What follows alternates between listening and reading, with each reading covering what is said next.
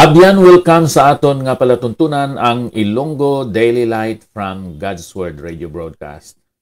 Ako si Pastor Ipafrasacar, pastor sa Bay City Fellowship Baptist Church, kag sang Dumaguete City Cornerstone Baptist Church.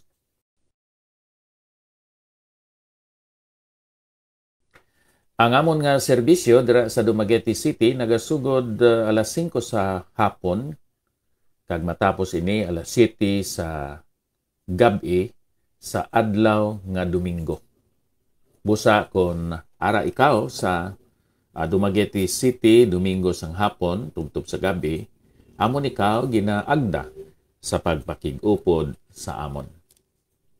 Karon sa aton nga pagpamalandong sining balaan nga kasulatan, ako nikaw agdahon sa pagbasa upod sa akon dira sa imo na hamtangan sa ikaduhang Pedro Kapitulo 2. Sugod sa bersikulo 10. Kag labi na gid ang mga nagasunod sa unod sa kailigbon sang kadagtaan.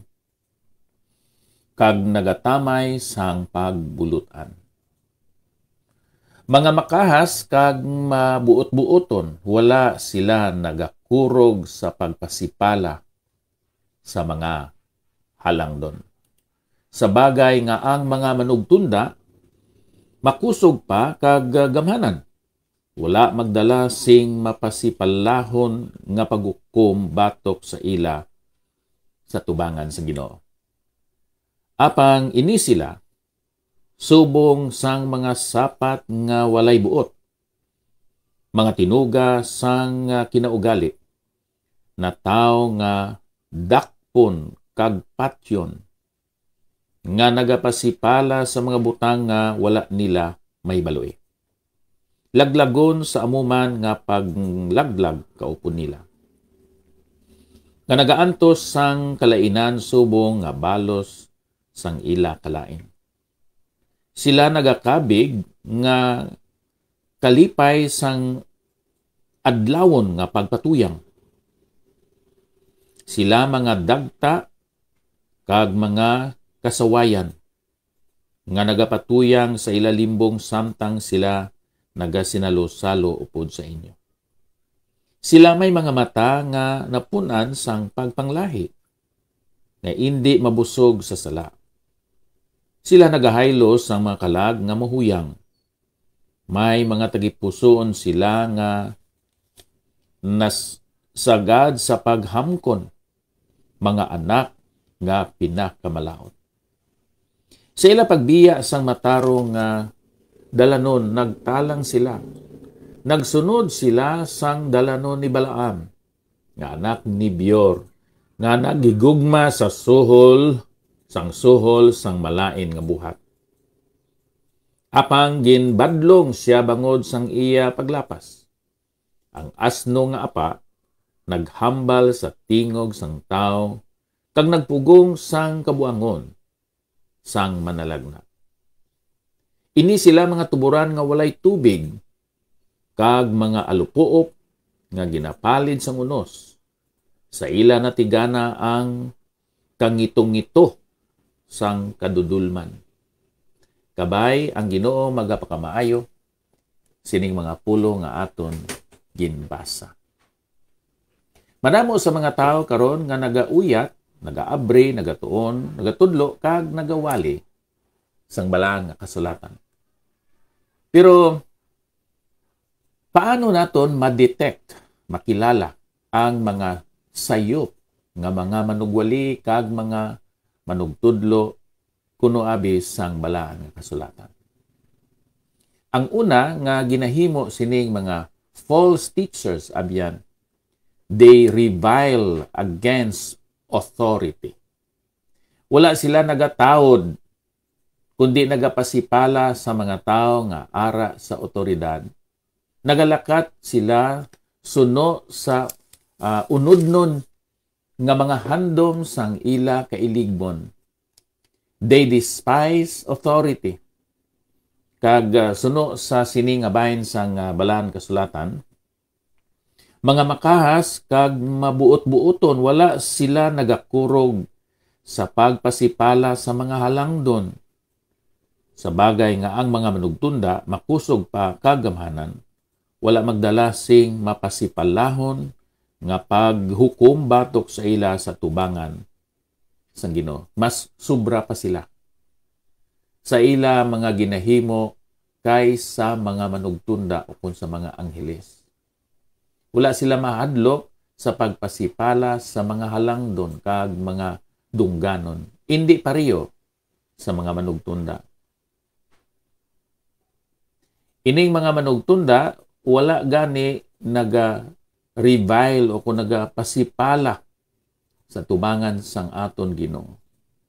Kaangay sila, suno sa versikulo 12, sa mga sapat nga walay buot, mga tinuga sang kinaugali, na tao nga dakpon kag patyon, nga nagapasipala sa mga butang nga wala nila may baloy. Laglagon sa amuman nga paglaglag, kaupod nila. Wala sing buot, brute beasts. Ining mga sapat na tao o gipanganak sang ila mga iloy, agod nga pagadakpon kag pagaihawon. Kag amuman ini ang padulungan sa sining mga false teachers. Sila pagahukman. Sila nagapasipala batok sa mga dungganon. Ikadua, ang ila kalipay ara sa ila pag-reveal mga diri sa Cebuano kinatawag ina nga hudyaka. Walay pugong-pugong nga pagbayli, pagsinggit, pagkadlaw, kag kun ano pa nga mag-uba-uba dira sa tubangan sang kadam-an. Versikulo 13, nga nagaantos sang kalainan subong nga balos ang ila kalain. Sila nagakabig nga kalipay sang adlawon nga pagpatuyang. Adlawon nga pagpatuyang. Sa panahon sang Paskwa, sa iban nga mga lugar sang Bai City, ang ila nga pagbayli tubtob sa mga alas 5 sang kaagahon. Upod na dira ang inom, kaon, ang pagsinggit, kanta, amo nang ginatuwag revelry. Walay pugong-pugong. Wala na sang kahuya. Kag nga ang gabi nga angay nga gamiton sa pagpahuway, pagtulog, ginasupak na sang tao tungod sa jokingly ministry. Kag ang iba ng ila emphasis, sila lang gid, ministry.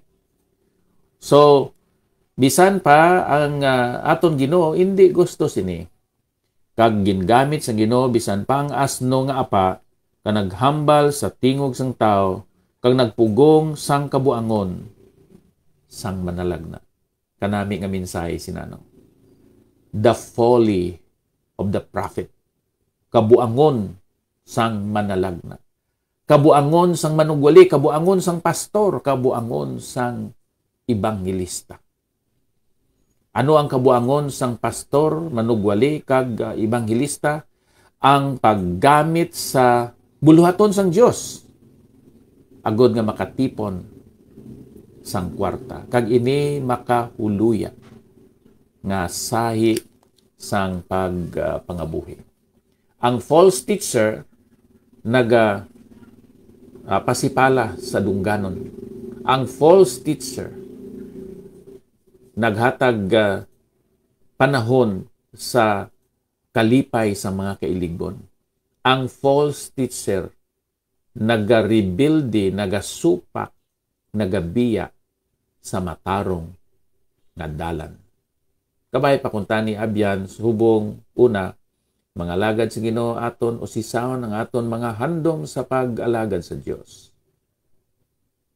Initungod sa aton gugma kag pagpasalamat sa iya. Initungod sa aton gugma sa mga katawhan sang Dios. Initungod sa aton kabalaka kag gugma sa mga tao nga wala pa sang kaangtanan sa Dios pinagi sa ila nga pagsalig sa kay Ginoong Hesus.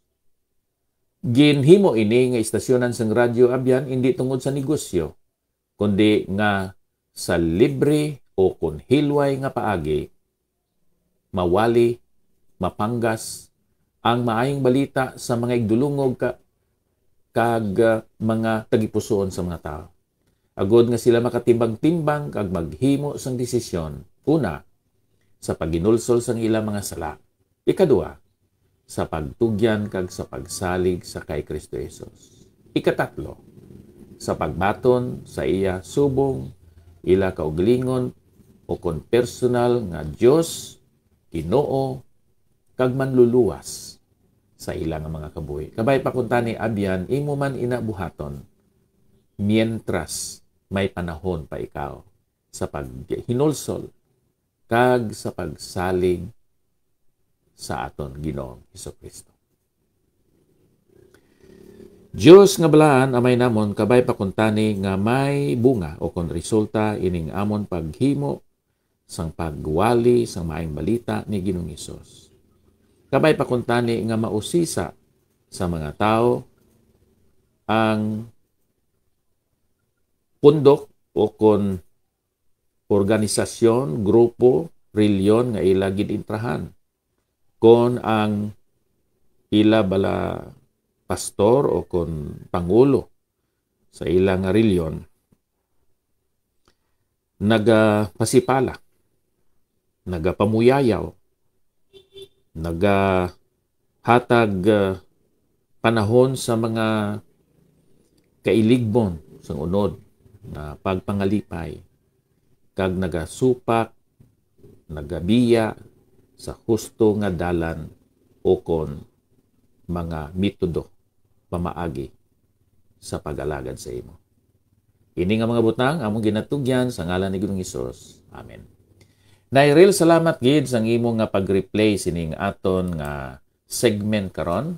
Akon nga pagpangamusta sa kay Brother Mawilito Bacan o si Junisa Sharon Guerra, Hope Cartagena Minyo Nuevo, Grace Martires Iliher, Angel Ruby de Jesus, Pastor Jerry Ulan-Ulan, Elsa Redondo Noble, sa kay Flora May Quison Asibo, oy, good morning.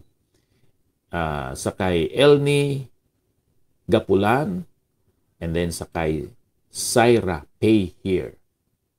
Halin pa diri sa Bay City Fellowship Baptist Church, ang Ginoo magapakamayo sa inyo. Kag kamo maghalong man sa inyo physical, sa inyo moral o kon spiritual na pagpangabuhi.